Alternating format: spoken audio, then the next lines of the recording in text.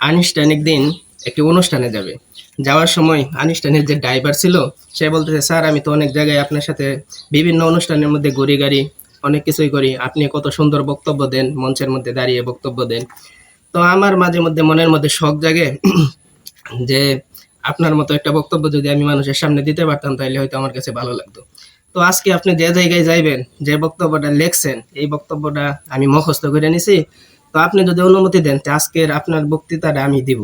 কারণ মানুষ তো চিনে না, কারণ তখন তো আর এই এখনের মতো ইন্টারনেট ফেসবুকের যুগ ছিল না যে সবাইকে সবাই চিনে, শুধু নাম শুনছে মানুষ, আইনস্টাইন আসতেছে, তার কথা শুনে সবাই আসছে। তখন আইনস্টাইন বলতে, তুমি কি পারবা এটা? তো বলছে যে আপনার সাথে থাকি, আপনি তো জ্ঞানী মানুষ, আপনার সাথে আমি থাকি, তো অবশ্যই পারবো। তখন আইনস্টাইনের ড্রাইভার গেছে ওই জায়গার মধ্যে আইনস্টাইনকে নিয়ে। তো আইনস্টাইন ড্রাইভারের সিটে বসে রয়েছে, আর সে গেছে মঞ্চের মধ্যে গিয়ে সে দারুণ বক্তৃতা দিছে, মানুষ হাততালি দিছে। কারণ বক্তৃতা সে আইনস্টাইন যে বক্তৃতা লিখছিল সেই বক্তৃতাটাই তো সে মুখস্থ কইরা সে চমৎকার বক্তৃতা দিছে, মানুষ হাততালি দিছে। কিন্তু ঘটনা হইলো, সে তো যে বক্তৃতাটা লেখে নিছে, যে বক্তৃতাটা মুখস্থ করে নিছে, এটার বাইরে তো আর সে কিছু জানে না, কারণ সে তো আর আইনস্টাইন না, সে তো হইলো তার ড্রাইভার। তো যখন বক্তৃতা দিয়ে নামছে তখন লোকজন কি করছে, আয়সা তারে ধরছে, বিভিন্ন বিষয়ে জিজ্ঞাসা করেছে যে এত বড় একজন বিজ্ঞানীর সামনে পাইছে, মানুষ কি আর এত সহজে ছাইড়া দিতে চায়? মানুষ তাকে বিভিন্ন কিছু জিজ্ঞাসা করতেছে। এখন তো বেচারা পড়ছে বিপদের মধ্যে, মনে মনে বলতেছে যে এখন কি বিপদের মধ্যে বললাম, কারণ আমি তো আর তেমন কিছু জানি না। কিন্তু একটা জিনিস মনে রাখবেন, জ্ঞানীদের সাথে চলতে চলতে কিন্তু মানুষের ভিতরে তার কিছুটা তাসির চলে আসে। মানুষ যার সাথে চলে, হাদিসের মধ্যেও একটা কথা আছে যে দুনিয়ার মধ্যে যার সাথে যে চলবে কিয়ামতের দিন সে তার সাথেই থাকবে।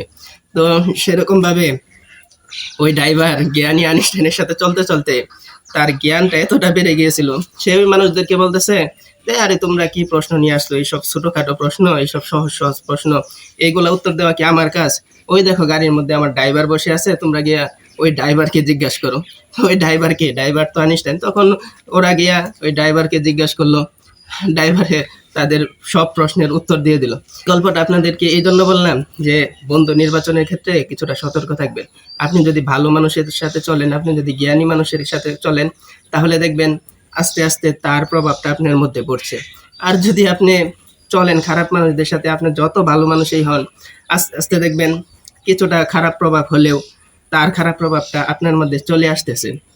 তো এই জন্য সবসময় চেষ্টা করবেন যে এমন মানুষদের সাথে চলার জন্য, যে মানুষদের সাথে চলার কারণে আপনি তাদের থেকে ভালো কিছু হলেও শিখতে পারবেন।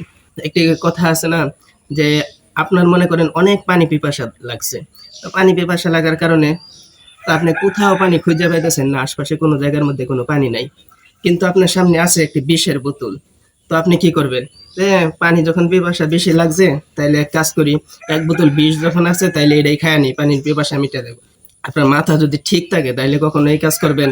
আপনি বলবেন যে না, পানি নাই, আমি পানির জন্য আধা মরা হয়ে গেছি, দরকার হইলে আরো আধা মরা হইব। এরপরও তো বিষ পান করা যেত না, কারণ এটা পান করার সাথে সাথে তো আমার মরতে হইব। তো এইরকমই, ঠিক এইরকম বন্ধু নির্বাচন করার ক্ষেত্রে আপনি যদি ভালো মানুষ না পান বন্ধু হিসেবে, আপনি যার কাছ থেকে শিখতে পারবেন, বা ভালো কোনো মানুষ যদি আপনি আপনার জীবনে না পান, তাহলে বন্ধু ছাড়া থাকুন, একা একা চলুন, তাও ভালো।